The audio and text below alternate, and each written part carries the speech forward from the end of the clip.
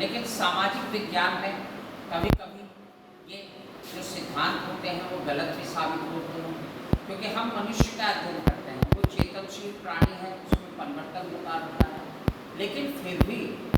इस विषयों में भी इस बात का प्रयास किया जाता है कि अगर हम किसी विषय का क्रमबद्ध अध्ययन करें तो उसके आधार पर हम आने वाली घटनाओं का अनुमान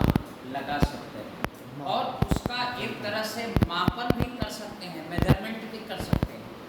जैसे मैं उदाहरण देता हूँ, मौसम विभाग है, मौसम विभाग कहता है अनुमान के आधार पर कि अगले 24 घंटे में भयंकर बारिश होगी, गरज के साथ छींटे पड़ेंगे। उसी तरह आपने देखा होगा कि जब कोई चुनाव होता है तो सर्वेक्षण कराया जाता है, ओपिनियन पोल जिसको हम बोलते हैं,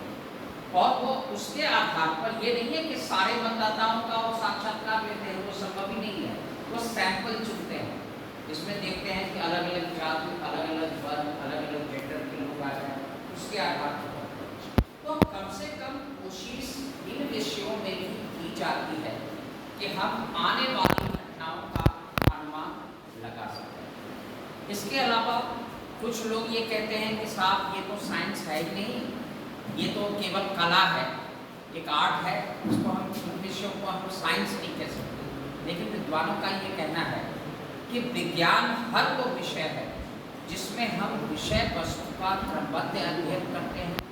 उसके विभिन्न तत्वों में संबंध स्थापित करते हैं और उन संबंधों के आधार पर आने वाली घटनाओं का अनुमान लगाते हैं। अब लोग ये कहते हैं कि अरे साहब कभी कभी तो ओपिनियन गलत साबित हो जाता है, तो ये आरोप तो प्राकृतिक विज्ञान पर भी लगता है।